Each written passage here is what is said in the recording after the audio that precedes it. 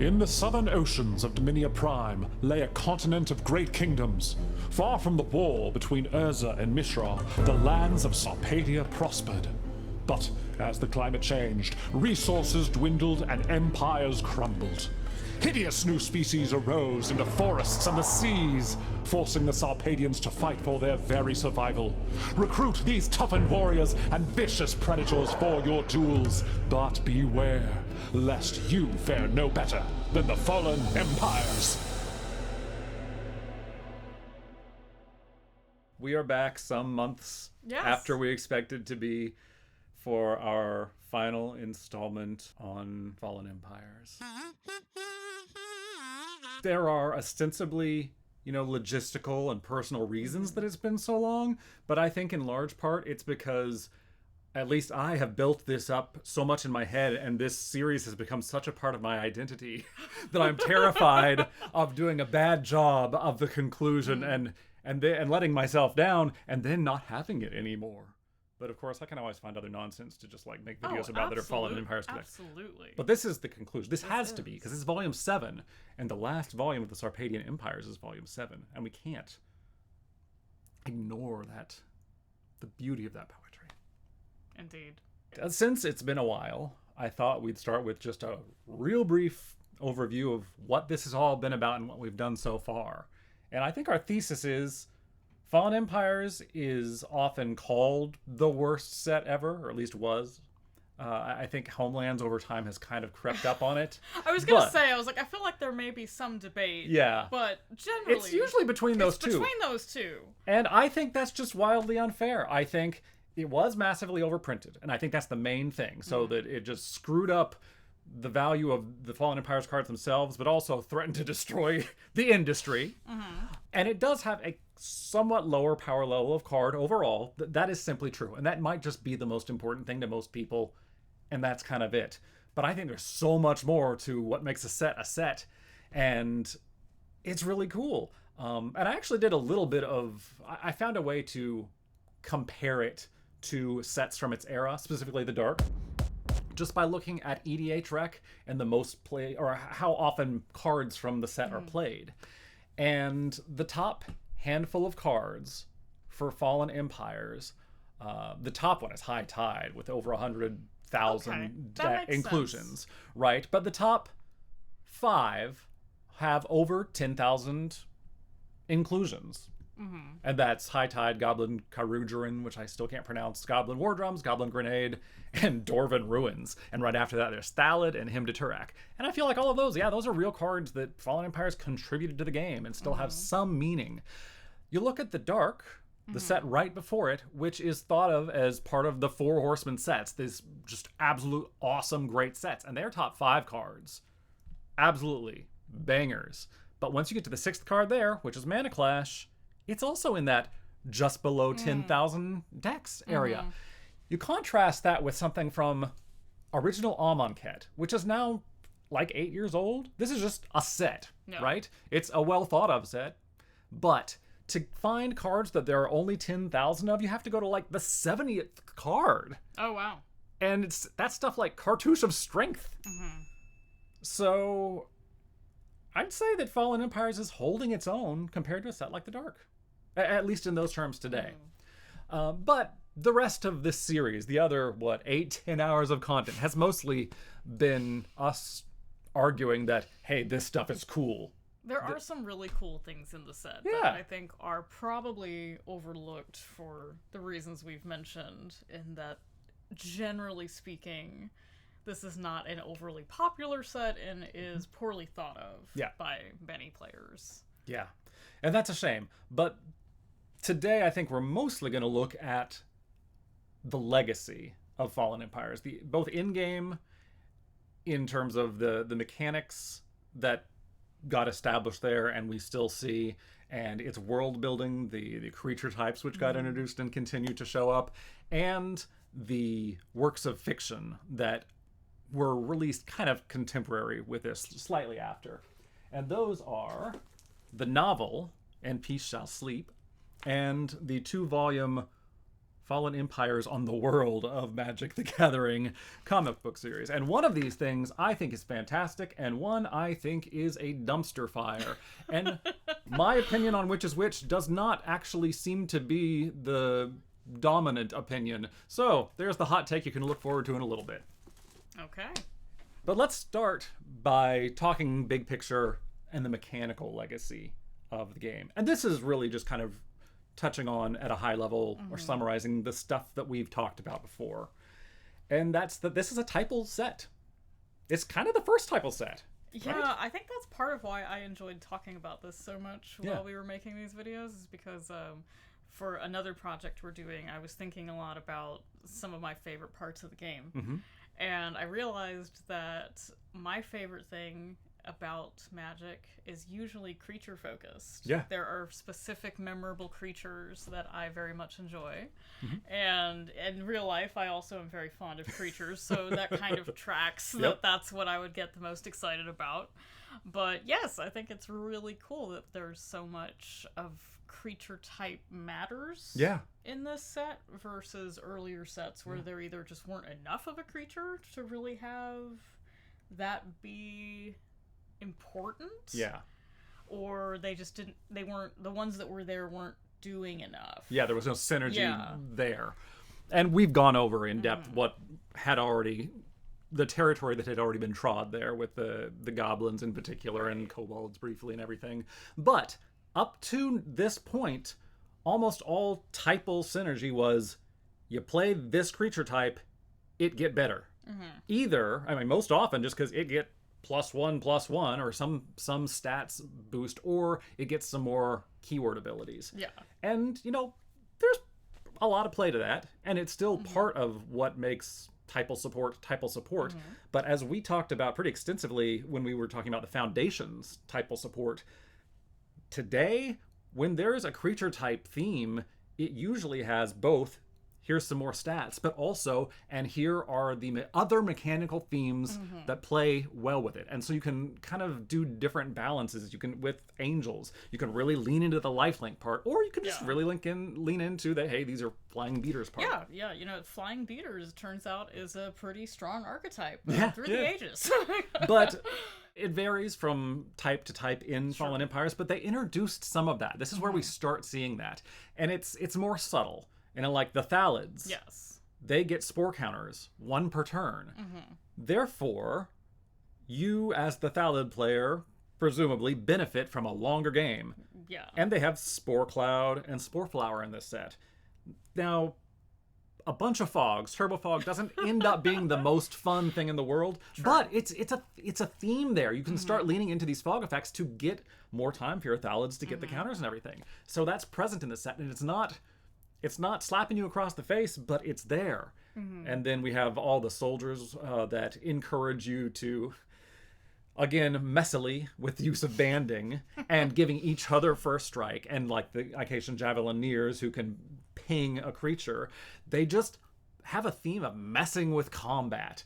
You make combat difficult for your opponents in various ways. You can have this big band that if they block it, you can threaten to give it first strike and all this nonsense. And so that's here. That's in Fallen Empires, and it's rough, it's formative, but it's there, and it wasn't really there before. I think that's a big deal in the development of the game.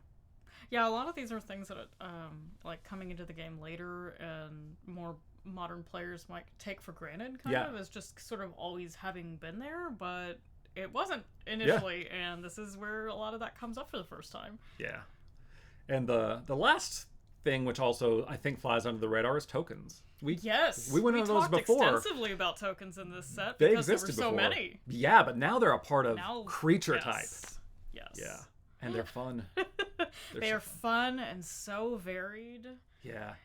They're such a big part of the, not just the game, but the kind of the industry, that when we have gone to all these conventions over the past year, all these artists, you know, they'll sign your cards and they'll sell you prints, but what do at least half of them have? Custom tokens. Yes. So many custom tokens. Yeah, and that's a fun thing to collect too. I think it's also a very what's the word? It's very low barrier to entry. Like buying a whole bunch of art prints from your favorite artist is going to get expensive fast. And where do you display them and everything? Now you're running out of wall space. How am I going to transport this home from the convention? Yep. That's a logistical problem I didn't think of before I paid for this.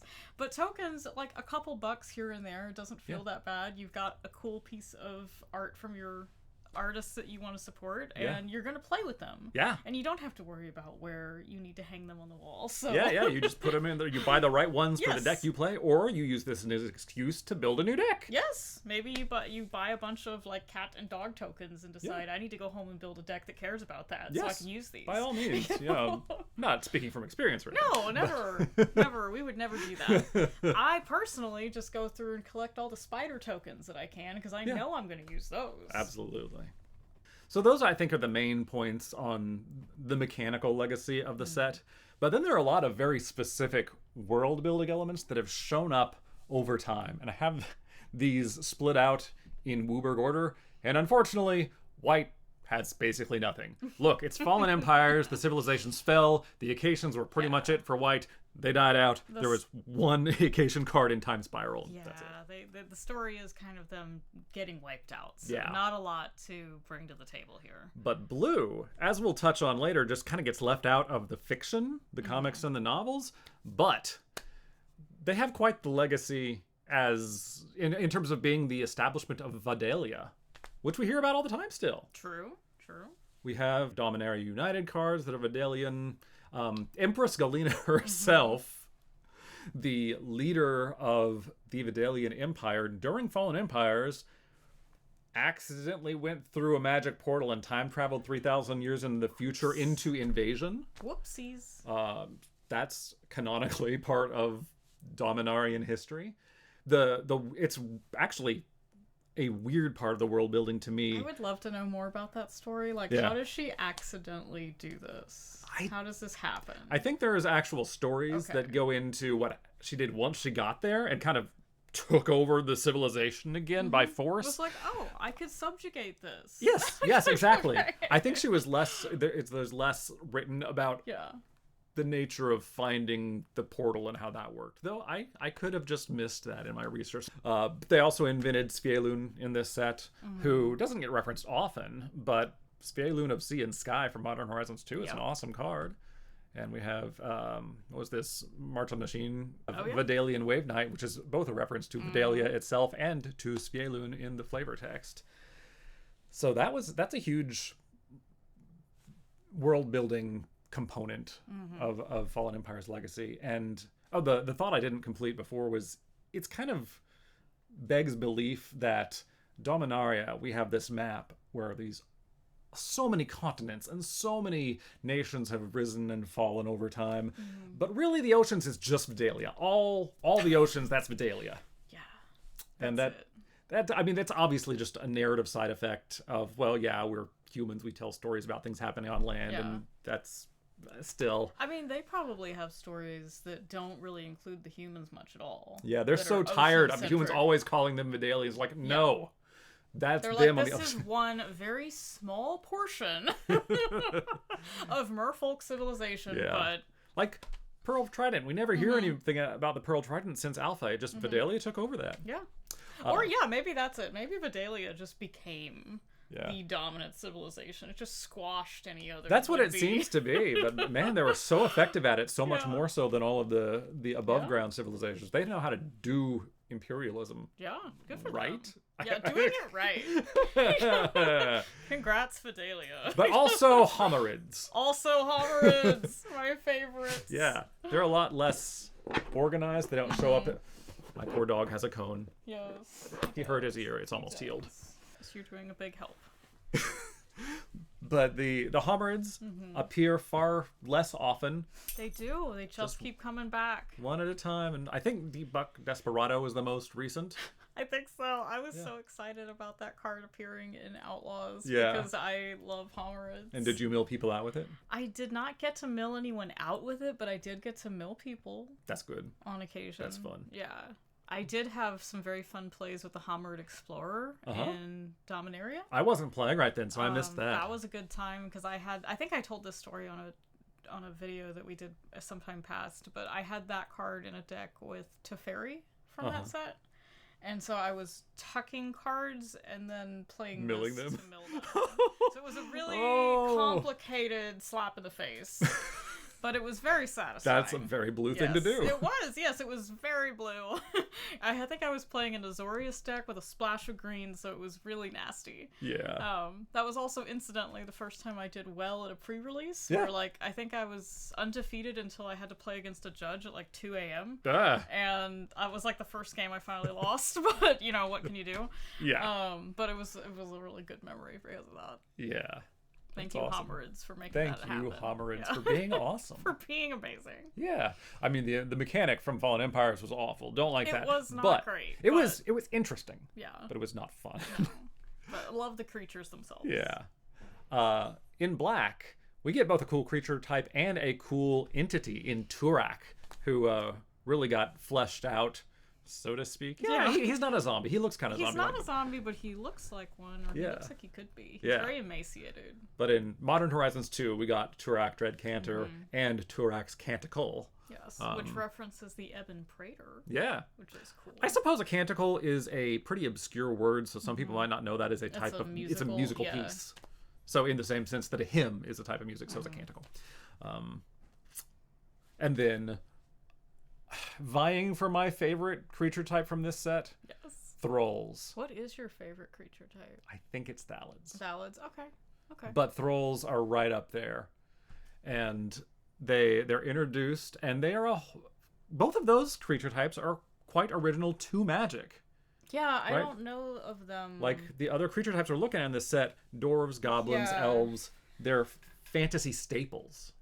Yeah, I think the space Thralls occupy in this mythology is not wholly original, but you know, like the idea of a like this race of creatures that's experimented on or created for exploitation. Yeah. But calling them Thralls and the way they're depicted does feel like a uniquely Magic thing that's not necessarily drawing directly from something else, because up until now, like the elves, goblins, humans all feel, I mean, there are a lot of the things that just fit into very classical Western fantasy stories. Yes. Or they come directly from D&D perceptions. Like they're not really treading a lot of new territory in those ways. So Thralls are kind of occupying their own space here, and that is rather cool. Yeah, and if you go back to our episode where we looked at each black card one by one, did. There is a tremendous amount of variety, because there isn't this established expectation. And I think if they were to invent a creature type like this today,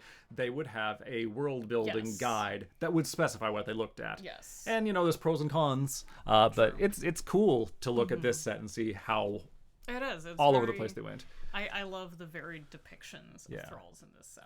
And there was, after Fallen Empires, there's a trickle of them appearing in the Urza arc, basically, from Phyrexia. So Blood Vassal has a quote from Gix on it. So clearly that's Phyrexian. I think Blood Pet was on Wrath, which is also Phyrexian, though it wasn't obvious at the time it was Phyrexian.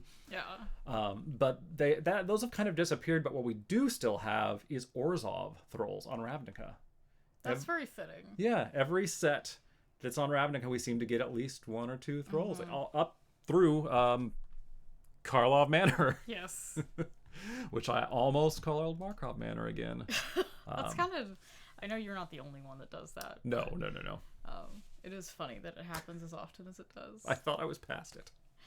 Apparently not. Yep. And then Indrixar, Master Breeder, which I got my copy of signed. You did? That's right. I'm so happy for you.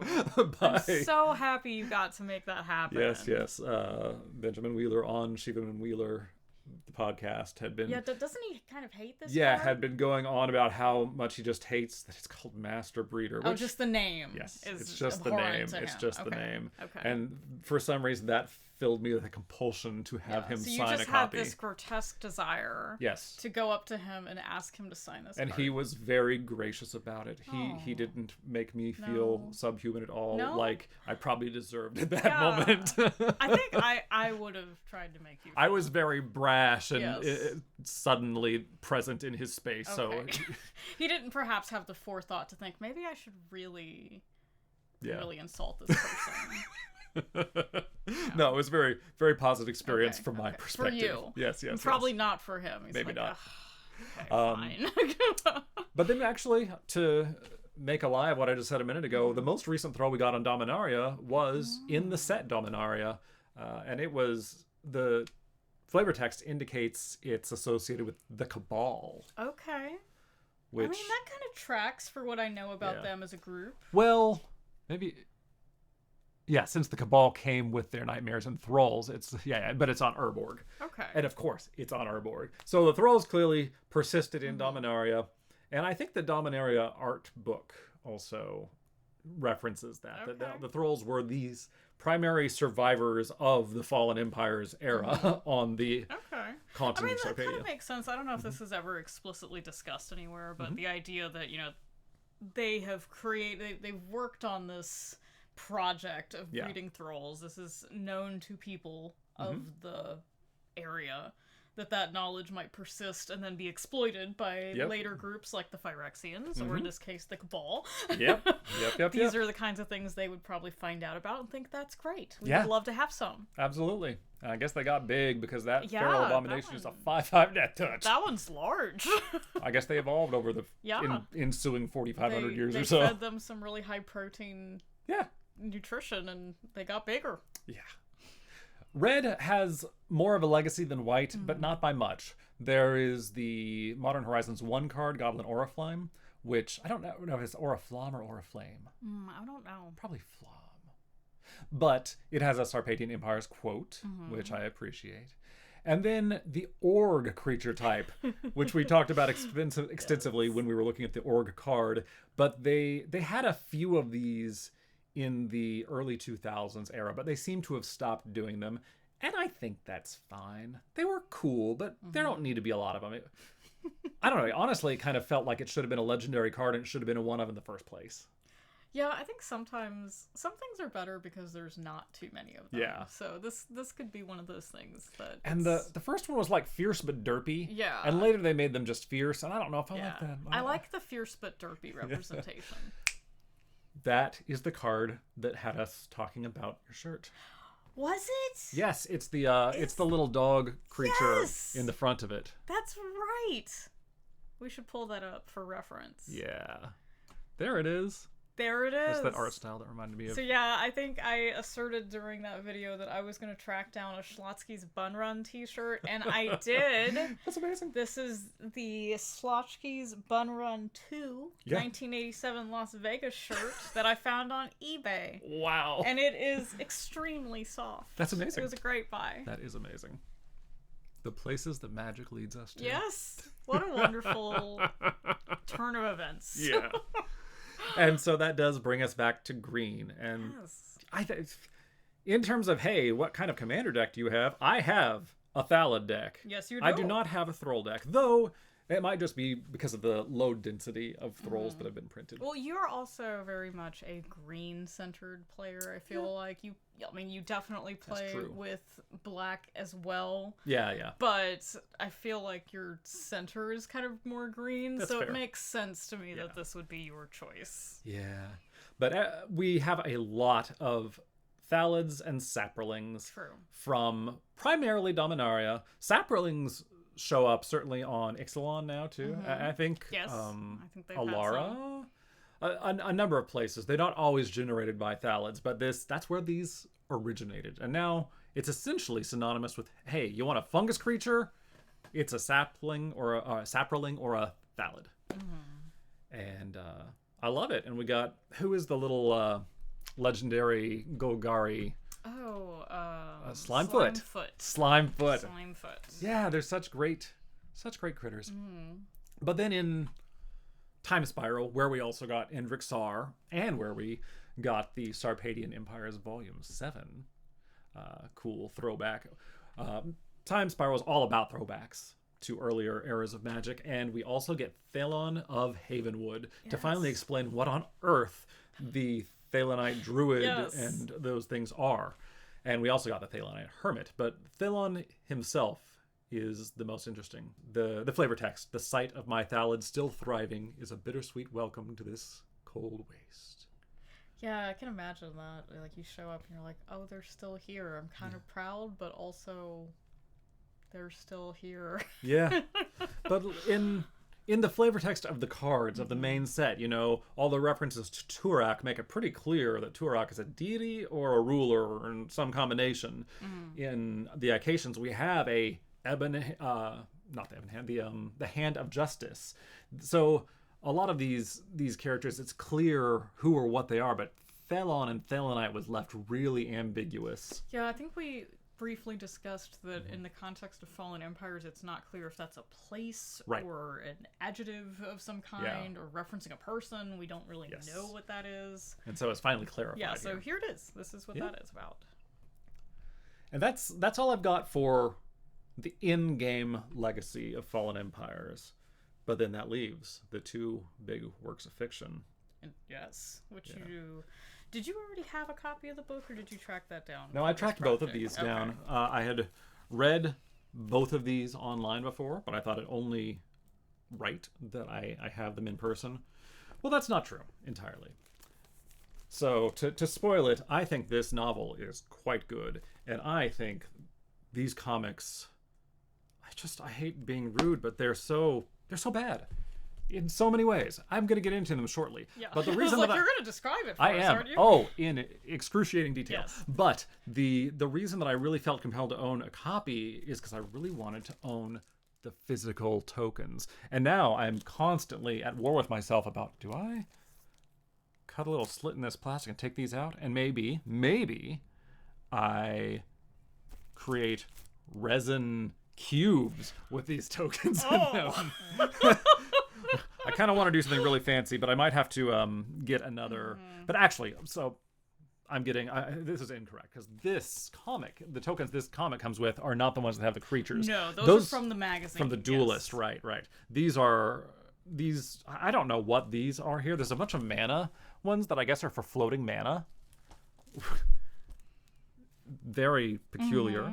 And then there are all the various size plus and minus power and toughness tokens, which we have already gone into great depth card by card about what insane cards make these insane tokens and how hard that is to keep track of. The most egregious being, I'm pretty sure, the Evan Prater. But yeah, let's go over the comic first, because I certainly have the most to say about that. And at a high level, I think my complaints can be summarized as way too much Rob Liefeld influence. Okay. And Rob Liefeld crashed onto the comic scene around 1990, I think, and had this really extreme art style where the people make fun of it all the time about having these tiny feet and everyone is hypersexualized. He invented Cable, the X-Men character, and gave him every gun and every pocket known to man. Yes. And it's just everything is over the top all the time. But it's really the hypersexualization of everyone. I don't object to some hot characters in my fiction. Like, there's definitely a place for some of that, but it's not every character all over the place. It's kind of just dialed up to 11 constantly. Yeah, constantly. Yeah. And we will see many examples of this. But besides that, even setting that art style aside, I think the visual storytelling in these comics is very unclear and confusing. And I have some specific examples. We'll hit on that. But finally, it just doesn't complement or build on Fallen Empires, the set, at all. It kind of replaces it. It's, no, this story instead. And that's in great contrast to what the book does, and we'll get to that as well. But let's just step through some of this. The comics are actually the story of Tevish Zat, who starts off as Tev Longglade. And his sister, what is her name? She gets called Tim, T-Y-M a lot, but her full name, Tymolin.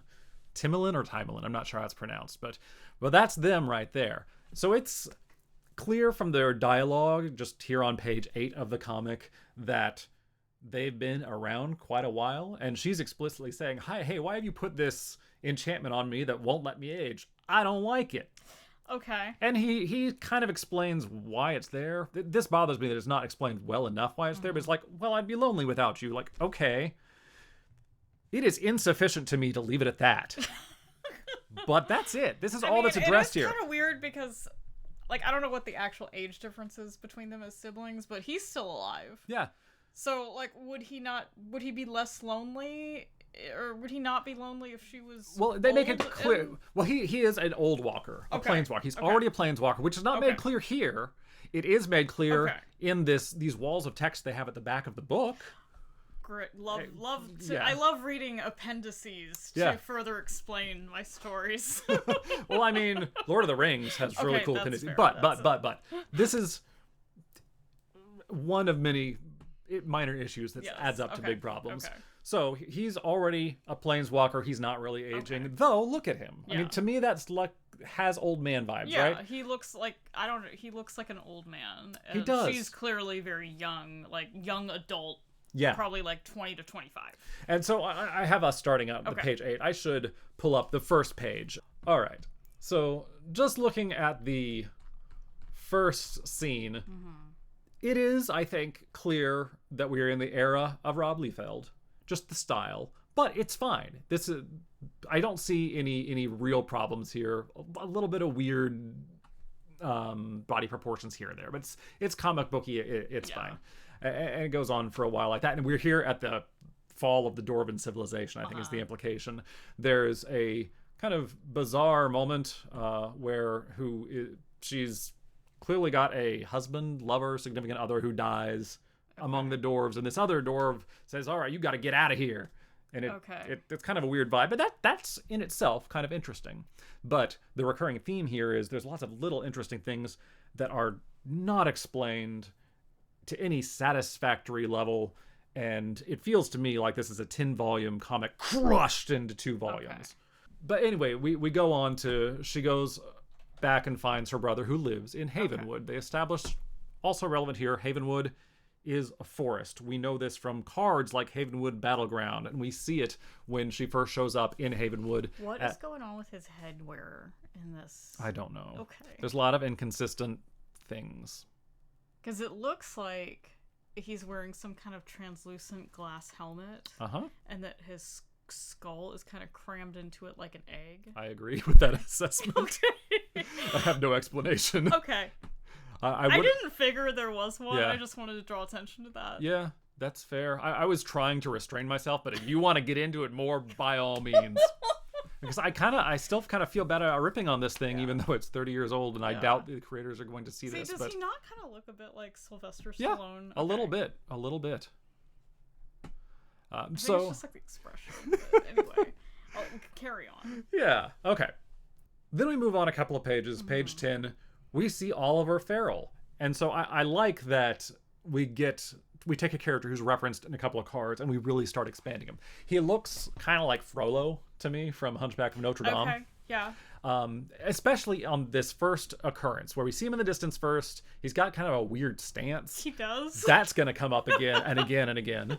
But then this middle panel, we see a couple renditions of kind of this face, which, it's kind of emaciated, kind of old man-like. Got the like crazy very, eyes. Like hollow cheeks, crazy eyes. Right. And the cards established this is a religious zealot. Okay. There are cards called Farrell's Zealot. We expect a fire and brimstone preacher kind of character. That works for me. But a few pages later, we see him ambushing Timolin. Yes. Who, it turns out, they had been lovers, and his motivation through this whole thing is she jilted him at some point in the past, which my mood toward this whole comic is so negative that I'm acting like that's a bad thing. I guess that's a fine plot point, that he's a terrible person and he couldn't get past that, and so this is personal. This is personal in that way. But look at his ripped abs, and why is he standing with his legs so far apart? What is this stance? Once again, This is a recurring theme. Yes. And that just does not, to me, match up at all with the face we saw a few pages earlier. Those don't go together. But everyone has a body like this. Yeah. Then, a few pages after that, he has successfully accosted Tymolyn, is, I guess, with his band of followers and is pulling her along. Look at this expression on... What does that top panel expression say to you? Just what does it convey? I don't know. He looks disdainful, kind of condescending. Yeah, I agree with that. But then, isn't that like a little smile? Kind of a little smirk. Like, he's kind of sad. Which doesn't at all fit with the dialogue. I can't bear to look at you. What is happening? And then, look at her stance. Presumably they're walking along. She's a prisoner at this point, I suppose. But why is she standing like that? Ever. But especially right now. Because she's got to tell him that no means no. Yes, that's the sort of the reveal that the jilted lover motivation thing. But then, like, this is the next page. This is what perhaps the most egregious bad visual storytelling to me. What is happening between the bottom of page 21 here and 22, where that's clearly Farrell based on his headpiece, and I wouldn't know it other than that. I feel like he's getting more ripped as time goes on. Right? But he throws a grenade, yells Aleopile to tie it into the card, which, like, okay, it is neat that they're including a card, that was a little on the nose. But, I mean, what visually is happening here? Like, the spacing, does he throw that? At who? I think the answer is it's not actually him who threw it. I think it's someone else ambushing him. It's just so confusing. What is happening?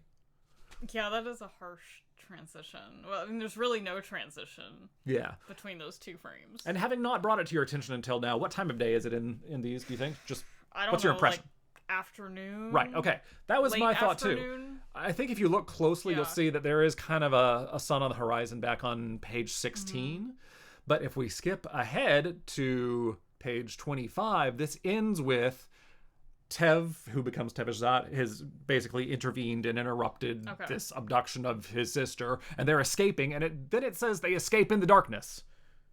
What darkness? When did it get dark? None of these visually told me that it was dark. Again, just bad visual storytelling. I was so confused. I didn't understand where they went. He conjures the dark. I don't know. Well, actually, it doesn't even tell you that they're getting lost in the darkness here until they cut away to a different scene, and come back a few pages later. And when we pick up, it says they had been lost in the darkness. Okay. They were wandering around for a long time. It got dark. Yeah. And then they at some point admit, hey, I think we're lost. But I've skipped ahead past the widest stance yet of any character at the top of page 25, which, why? Yeah. Why is anyone ever standing like this? It's not good balance. It's especially with a two-hander sword like that. Yeah. Like, he's asking for trouble. Yeah, and by the last page of that comic, Tymolyn has gotten... You can't have a wider stance, so she just got low. I love that this kind of just progresses through the comic, that just stances real wide. Waists snatched. Yep. Muscles muscling out as hard as possible. Oh, yes. And so we've ended here on the last page of this issue with her getting ambushed by the Ebon Hand, though I don't think it's revealed that that's who this is until the next comic. But nothing visually about these tells me Ebon Hand. This guy in the back... He looks more like a red card to me, but these wings could say Fallen Angel, right? Yeah. Kind of. I mean, he just looks like a big buff dude who's strapped those to his back. And there's no visual identity here. It's just a group of, well, honestly, it's like a superhero comic where there's just a group of individually interesting looking characters. They don't look like a group. They don't look like a cult. Yeah. They look the same visually to me, by virtue of just being a mishmash of different people, as... They have kind of a vaguely Roman armor. As Farrell's zealots, because you come up to the scenes with Farrell, and he has just a band of, toughs. It's the same kind of thing. It's each of them has their own unique armor. There's no consistency. They're all dressing for stats, not for aesthetics. Yes. Yep. So that's the first Okay. volume, and That's that's volume one, honestly yeah. most of my complaints I've been able to air. Volume 2 opens actually with there's a side story here that I haven't mentioned because it is so crammed in, and it gets like 6 or 8 pages over this whole 2 volumes. It's about a couple of elves, and it's the Thalid story. And very briefly, Tev interacts with it in a way that clearly feels just like, oh yeah, we want to tie these together somehow. So there's an excuse that they're in the same plot. But it's, I'd say, fairly confusing and does no justice to anything. And I'm not going to get into it any further because I've got enough ranting going on already. But here, when we get back to the main plot on page 9 of the second volume, we have the ultimate Rob Liefeld homage with the tiny, tiny feet. And The teeniest of feet. yeah, and the nipple poking out of the costume here on the right. Also, what did you say her name was? Tim or Time. Her pose here. Yeah. Her death pose. She's unconscious, Her and yet unconscious death pose. yes, it's the ravish me death pose. Yes, very much. Yeah, it's just very paint me like one of your French girls. constant, no death matter what's pose, going yeah. on. Yep, Yeah. everyone has to be super hot all Yeah. the time. Next scene, we're back with Oliver Farrell, and the little setting dialogue up here says, elsewhere in Havenwood, just before dawn, while we depict a desert. Okay. They clearly know what Havenwood is, given that they showed us that's where Tev lives in his cottage in the woods. In fact, in Volume 1, they say, in Havenwood, a forest south of the mountains this story started in. Interesting. So we're now clearly in the desert. Yep. And let's see. And again, very wide stance. Yep. So yeah, they have her as a hostage. The feral lights and the Ebon Hand are kind of fighting over who gets to keep her, kill her, or whatever. And she just does the widest of wide stance to demonstrate that she's part of this story. And then Feral kills her, and this triggers Tev. What I thought, Miles away. my impression was that either in this scene or perhaps in this scene from the first volume represents him sparking. Okay. But that might be me just projecting all this knowledge we have of what it is for a planeswalker to spark that's been kind of developed over the subsequent years. I guess this is one of the first works of fiction. The game had only been out a year and a half when they wrote this, so maybe it's not fair of me to judge that element. But it bothered me a lot that he's a human who I presumed at the time, human wizard. Turns out he was already a planeswalker. Why does he suddenly get all these scales everywhere? Well, I remember you mentioning this to me briefly before, but this line he has here, where there is no choice, now I am the doom of all fools. Yeah. Very dramatic. It is so dramatic. I mean, it's comic, so it's one of the, like, I could forgive that if that was the only ridiculous thing happening here, but there's so many ridiculous things. But yet, why does... So I guess we never really get an explanation for why he becomes scaly. Or demon-tongued or anything, yeah. And honestly, I think this is just... Yeah, I really shouldn't judge that, because this is just early enough they haven't put the rules around what planeswalkers are or what they can do. And he's an old walker. It's there where they were kind of all gods, so he can just change what he is. I guess that's just a thing he can do, and this is kind of his rage personified. Yeah, maybe this like represents his inner self, or it's kind of a they told us rather than showed us from his first dialogue that he's talking about how he's gone out of his way to stay out of the affairs of all these stupid humans who he can't bother with because they're so stupid, and he's just sick of them. And he keeps escalating toward saying this doom of fools thing. Yeah. So this is ridiculous, but he turns into the Tevish Zat we all know and love or hate, respectively, because his sister is killed. Rather aggravated about that. But then we come back to the scene where it happened, presumably this brewing fight between the Feralites and the Ebon Hand, and we get the Darylor, and it gets 2 frames before it gets just fireballed by Tevish Zat. I love the mighty Darylor praised Turok. Yeah. that's fun, quite fun. Yeah. It has 2 frames in which it's just alive and doing things or about to do things, and then Tevesh Zat just kills it. The character who is not from the set itself at all comes and just one-shots one of the big cool cards from the set, and it doesn't get any more screen time. This is the core thing I hate about these comics. I hate it too. Yeah, thanks. I'm glad I'm not alone. I've already like the Mighty Duralore, I think is the thing I got the most excited about as you were showing me this. I was like, oh, we're getting good now. Yeah. And then 2 frames later, oh. Yep. Okay.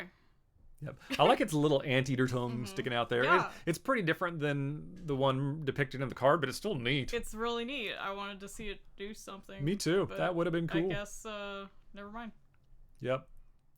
And so then Tevesh Zat just kind of blows everything up, kills everyone. And this is the thing. This is truly the thing that ruins these comics for me. The last 2 pages are Tevesh Zat just ravaging the civilizations of Sarpedia, and it ends with the words, "Thus the empires fall." So every episode of this, we have begun with the text on the back of the pack. I picked up physical packs in the most recent Chicago MagicCon, but it's this text right here that talks about how the climate is changing. We're headed toward the Ice Age, and that's caused all this strife that leads to the fall of the empires. That's what everything's built around.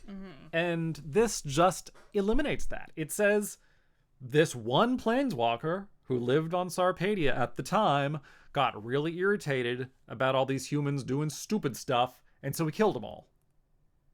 Yeah, like if I didn't know, granted, I'm probably not reading this comic if I'm not invested in playing Magic. I'm probably not just picking this up out of the blue for fun. Yeah. But if this was my only source about the story of the Fallen Empires, I would assume that like Tevesh Zat was the big bad of the story who shows up, wrecks everything, and leaves. Which is not what we're shown in the game or like within the context of the cards that we've been looking at for the past 10 to 12 hours or so of footage. It drives me crazy. I hate that about this. Yeah, I get it. These comics are the story of Tevesh Zat. And before reading these comics, I slightly disliked Tevesh Zat just because I usually see him across the table from me, and it doesn't go well for me. That's fair. But now I despise him as a character. I understand that at the time this came out, Acclaim, so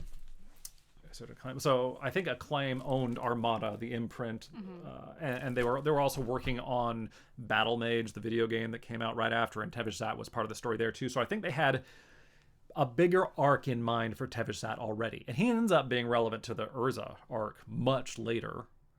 But I get that that's what they cared about, but they just repurposed the setting of Fallen Empires and called this a Fallen Empire story when it just wasn't.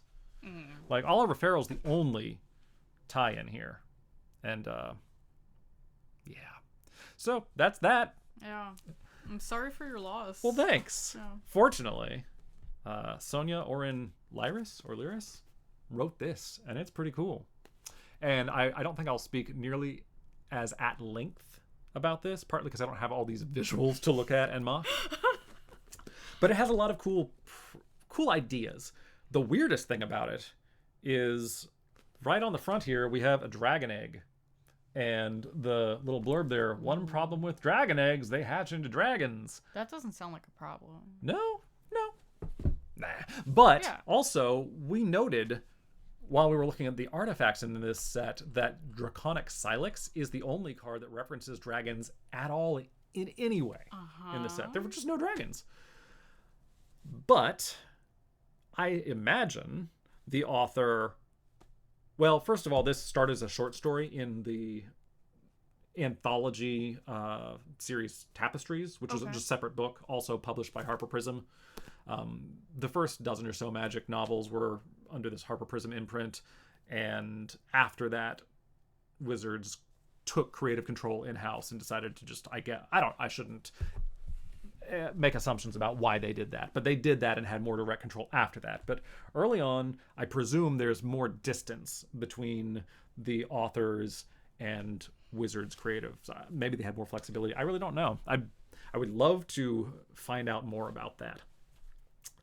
But this story starts off with this premise that this lead character, Riyadh Dai, I'm misstating that. It shortly arrives at the premise that Riyadh Dai can do this interesting thing with dragon eggs where he channels a bunch of power into them and they explode catastrophically, which is incredibly reminiscent of the card. Do you know it? From Alpha? I do know the Dragon Whelp. Dragon Whelp. Yes. Yeah. I think it would be wild if this was not the card that the author had in mind with this story. And it's so perfect because this character, a wizard, very similar to us, the player, as planeswalkers, can choose to overfill this little guy in a catastrophic way. And that's, I think, the only clearly out of set card that gets a clear reference. But they're just really interesting characters. And these are also, by and large, not the characters who are referenced in the flavor text from the set. I love the Dragon Whelp card, by the way. Please make sure you use the Amy Weber art for this one. Absolutely. Yeah. It's very important. I agree with that. The actual beginning of the story focuses on a dwarf, Melelki, and her two daughters, Tamun and Sakena, and I may be horribly mispronouncing those names. Melelki is most interesting as just being the character we're following, who finds these dragon eggs, which are presumably worth a lot of money, and happens to know of a way to sell, or I know a person to sell them to, Riyadh Dai, who is this wizard who explodes them a little bit. Both daughters have real interesting parts in the story. Tamun is the character through which we find out about Dwarven maturity and mating practices, in that Dwarven women have this period of time where they reach maturity and then they get super strong and are able to just go out and be mercenaries if they want to, and highly sought after mercenaries, but they're also so just emitting pheromones like crazy so they can make whoever they want to fall in love with them and commit to them permanently during that time. So they have this window of just tremendous. So they peak in like every way possible. Yes. For a while. For a bit. All right. And one of the main threads in this novel is that she chooses to use this power to ensnare Riyadh Dai, the human wizard. Okay. There's some messiness where he might have also cast like a seduction spell at the same time she made this decision, and there's like, it gets weird, but I don't think it ruins it. It does make it weird, but it's an interesting weird. And then the other daughter, Sakena, far less problematically, or potentially problematically, has this weird kinship with the dragons. When Riyadh Dai, pretty objectionably, starts blowing up dragon eggs and dragon babies for just practical ends. She doesn't like that. Okay. And then she starts to intentionally physiologically, just like she gets sick. She starts feeling it, and it's pretty clear that she's got some kind of psychic connection to the dragons. And eventually she's like, I'm done with this. Bye. And she leaves. And she kind of goes off in her own part of the story, and then we get the narration from the perspective of a dragon up in the mountains, which sees her as like, oh, a snack. And then it gets near her and smells her as like, hold on, that's kind of dragony. What? But it's actually really well written to not feel like it's just a human pretending to be a dragon perspective. It's very animalistic, and I like the way the author writes as a dragon. And that is never fully explained, and I wish she had been able to go on and do some more books to get into that. But it's not super unsatisfying either. It's just a really cool thing to explore, and a neat premise. And it makes me so frustrated that today we have a Tevesh Sat card, but we don't have a Sakena Dragon Speaker card. Yeah, and we've got the Tarkir set coming up. Like, we have this opportunity to, dragons are at the forefront, Yeah. so to speak. She probably wouldn't belong there No, she would have to time travel like crazy too. But I mean, we've established that there's a precedent for crazy time travel, so. But beside that, we have every time they do like a Modern Horizon set, that would be the perfect place for something. Or like Commander sets Yeah. a lot of, or they'll often. There are opportunities they could put in. Yeah. Something like this that just don't, and it's not a priority because not that many people are as excited as I am about this book. Okay. But I am. But Riyadh Dai himself is probably the most interesting character. I presume you've read at some point about the CIA and all the nonsense they have gotten up to, meddling in the affairs of other, like nonsense. Like the term Banana Republic exists because they went and and manipulated other countries and set up dictators, and those things generally go badly, right? At least the ones we know about. The ones we hear about, yeah. Riyadh Dai is the embodiment of that philosophy. Okay. So the novel puts a little more emphasis on one person being at the center of all the events of the Empire's falling than I'd like. But it just puts a little more emphasis than I'd like. Unlike, Tevizat totally stealing the thunder of the whole story. Riyadh Dai is involved in most of the civilizations that are the focal points, the creature types, in one way or another. He is from Acacia. He was a military commander in Acacia, and apparently some bad things happened there, and at some point, and this is all out of order in the way you learn it in the novel, it's revealed piece by piece in an interesting way. At some point, he goes and joins the Ebon Hand, and some Acacians follow him because they think things are going really badly in Acacia. Because the climate's deteriorating and there's all this food shortage. So we're reinforcing the premise of the set. And he talks for a while and kind of explains that the Acacians, they are all busy building up armies. It's just kind of a political reality that all these different branches, these factions within them are building up armies. They're going to start fighting someone. So he has taken upon himself to channel their aggressions, and he has organized the orcs and goblins and gotten them working together and trained them, convincing them that he's helping them take over the human lands. But he's been doing this to get them just competent enough to occupy these destructive energies of the humans. Okay. And the story starts off with him so frustrated that his contract from the elves, which is feeding him enough currency to accomplish this, is being cut off. And so then he has to, at some point, he decides to take these dragon eggs that he buys from Malelki to Havenwood and hold the elves' civilization hostage by planting the dragon eggs, which he says he will then detonate and destroy their city if they don't help him re-engage in this quest to point the orcs and goblins at the Acacians. So that's what I mean by the CIA meddling stuff. Yeah. It's also really interesting to me that this is very like Urza.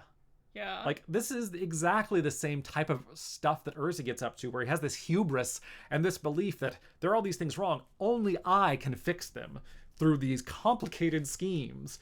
And then really manages to botch it up and ruin a lot of lives. That's what Riyadh Dai does. Okay. And we find out at some point his original name was Robin Davies when he was an Acacian. The Ebon Hand gave him a new name, Riyadh Dai. He was with them for some amount of time. I'm not quite sure how he managed to leave them, but at some point in the story, they find him and would very much like him back because he has created goblin eggs, goblin grenades. Okay. He has invented these, and they want the secret. And they catch up with him at a dwarven town by a volcano, which they cause to erupt and destroy the dwarven town, which is wildly just like, talk about power imbalance. Suddenly the Ebon Hand can make volcanoes erupt. This seems so much more powerful than anything these other civilizations are doing, which is, it's weird. It's not like what happens in Magic today, and it kind of made me realize that the stories we encounter now and the world building are really echo the balance that we have to see in the card sets. Because on Tarkir, you have the five, they're not families, they're not houses, the five Are they tribes? I don't know if it's... The Jeskai, like the Timur... clans, Yeah, the tribes, clans. We have the 5 clans, and it feels like everything's kind of has to stay in balance. They each have to be at a similar level of relevancy. But I don't think that sense existed at this point in time or just with this author. And so the Ebon Hand is able to wield incredibly powerful magic. And they basically like create a force bubble around Riyadh Dai and his Acacian pal who he's run into and is... I can't get off too far into the weeds. Watch the volcano explode all around him and then teleport him to the Ebon stronghold. Okay. Where we meet. This is wild. It is. It's really cool. And even though I am hitting a lot of major plot points, I still think this is worth reading. If you find this at all intriguing, it's neat. But then he also orchestrates the Thrall Rebellion while he's there, in much the same way that you give a house elf clothes and they get their freedom. He just gave one a name. I think I gave a number of them names, but they were bred for servitude in a cult that is super culty and super oppressive, and they've known nothing but abuse and servitude. And he politics his way into being given he says, "Yeah, I'll make the goblin eggs. Give me some thrall servants." Yeah. He immediately huddles them up, says, "Okay, I'm going to give you a name. Now you name each other." And then a few days later, he thinks, "Oh no, this hasn't worked." And suddenly they just immediate bloodshed. They're all killing each other and all of the Ebon Hand. And, as we discussed before, eventually they took over the continent of Sarpedia. But that just gets him out of that situation. Wow. And the last scenario that they end up facing is a last stand of the dwarves as the goblins and orcs, which have gotten out of control, are attacking them. And he's busy trying to orchestrate the defenses within the keep and then revealing, yeah, I might have accidentally taught them to do the war drum thing and all these other things. Oopsies. And so there's a lot of references to cards, but it's not so dense that it's like, oh yeah, there's that one, there's that one. Like it's a good homage to the set, and it builds on the set. And yeah, he's a little too central to more of the Empire's Falling than maybe he should be. But I get, you're writing a novel, you kind of, and your assignment is, hey, write a novel that ties all these things together.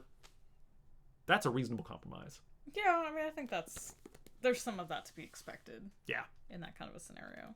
Well, that sounds really cool. Yeah, so I'm a big fan of that. You've kind of made me want to read it, but I feel like it's going to pale in comparison to your summary. Well, that brings us to the last individual card, which we have not discussed for the set. There's only one left, and it didn't fit in any of the other themes, and we saved it for the very end, and that is... The Rainbow Veil. Yep. By Kaya Folio. I'm curious. I still have the EDH rec list here. I wonder where it shows up in the... Okay. Oh, 10, I just 11, saw it. 13th. It's the 13th most included in a mere 3,766 decks. Well, it is these kind days. of a unique thing because it's a land. You tap it for a mana of any color, but then control of it passes to opponent at the end of turn. So that is kind of a peculiar effect. It was a big deal when it was a new card. And I remember thinking of it as the chase rare of the set. And though I probably liked Hand of Justice more, I guess I spent a long time as a person who just didn't care about lands because they just weren't as cool. I was too much of a Timmy. I kind of still am. And that's more of a spiky mindset gets you to caring about the lands. And maybe this still wasn't good enough because it helped your opponent too, but I had a problem appreciating this kind of utility. But it is cool. This is a point in time. There are not a lot of color fixing options. And this would give you anything. So it was pretty highly thought of and sought after in my playgroup, at least. And it's a lot brighter and cheerier than most of this set. It is. The mood of this piece is very different from much of what we've seen in the other cards. Yeah. Well, and you want to read that flavor text? Yeah. It says, in the feudal days of Acacia, finding the Rainbow Veil was often the goal of Knight's Quest. So it has kind of a, like, almost mythical quality. Yeah. It feels like this is looking back at the past. Yeah. Even from the time of the Fallen Empires.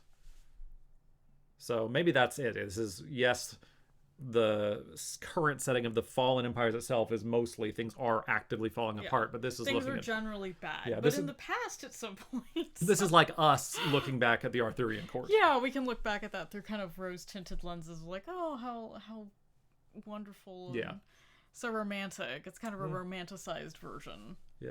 Honestly, I don't think I've ever noticed there's a second character here. Yeah, there's two figures there on the right side. Yeah. The other one's just like splashing around in the pool. Yeah, kind of dragging her hand through the pool. Yeah. And the rainbow follows through with the tint of the water here. It's pretty subtle. I see that. I like how subtle that is. Mm-hmm. And I think kind of the water coming out of the mouth too is a little bit of that tinted, but that's cool. Yeah. It's a nice place to end on. So, we could truly end it right there, or we could crack this pack. Do you want to open it? I have one more. I'm not going to open my last pack. Okay. I'm going to keep it. These things, as we mentioned before, so overprinted they were worthless forever. Yeah. They were selling for 25 cents in the mid-90s. Yeah. They have finally joined the ranks of other packs. And between the Las Vegas MagicCon and the Chicago MagicCon, over a period of like 4 months, they went from like $8 to $15. Wow. They were different prices, different vendors, but like that was they're finally paying off. So if you put boxes of these in your closet 30 years ago, and you've been sitting on them, you can take them out now. Yeah, it's time. But yeah, why don't you get in there? Okay. What do we want to open? What's the coolest thing we could open? What do we want to open from here? What do you think? A Darylore? I was gonna say, I think a Darylore would be pretty exciting. Let's cross our fingers for Darylore. As we mentioned in the collation thing, like half of these packs do not have a rare in them. They'll just have 2 uncommon 3s. Yeah, so we may not get anything like that. Oh my goodness. But, yeah. Make sure we go through the comments first, because I'm also hoping for a Thallid, just because I love Thallids. That would be nice. Okay. We got a Basil Thrall. Yeah. I'll hold it up a little closer. Ah, yes. Basil Thrall. Look at the also Kaya? No, this is a Filfolio art. We got an Acacian Money Changer with that that moody Drew Tucker painting. Yeah, we talked about that. Yeah. Drew Tucker's abstract nature or expressionistic nature. We got this really cool. So it's not a Thallid, but it makes sapperlings. Yeah. Oh, right. Yeah. Nice graveyard hate, which I maintain. If more people knew about this card, they'd probably play it in Commander decks today, just as graveyard hate. Hey, if it's worth running Bazooka Bog, why not? I mean, well, yeah. We got Initiates of the Ebon Hand. Oh. The one with the cool eyeball. I'm still dying to know if that's something that he already had going on, or if that is a side effect of having joined the cult. Like, is this what he brought to the table for his interview? Yeah, I thought you had asserted this is like what the recruiters do. They're like, look, join the cult, get a free cool eyeball. This could be you. Yeah. Yeah, well, because he's holding his cloak open. Check this out. Check this out. This is super cool. And then, somebody's over here like, yeah, I live in the gutter. That seems like a better place to be. I don't know. Yeah. Sign me up. I don't know. Yeah. We have an Orcish Spy. Oh, yeah. Orcish Spy. And this very cool Vodalian Mage with the Quentin Hoover art. Oh, I love Quentin Hoover art. Yes. Farrell's Mantle. Yeah. Farrell's Mantle is... I think both of these are uncommon 3s. We'll check it.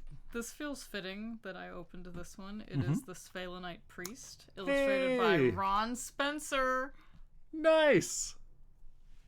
I love the fish anatomy on this card. Mm-hmm. Yeah, I think you got into that before. I think I did. I think I did. The last time this came up, I was like, let's just derail everything and talk about fish. No, that's not derailing. That's the exact point. So yeah, these are both uncommons rather than rare. So this was a no rare pack. A no rares pack.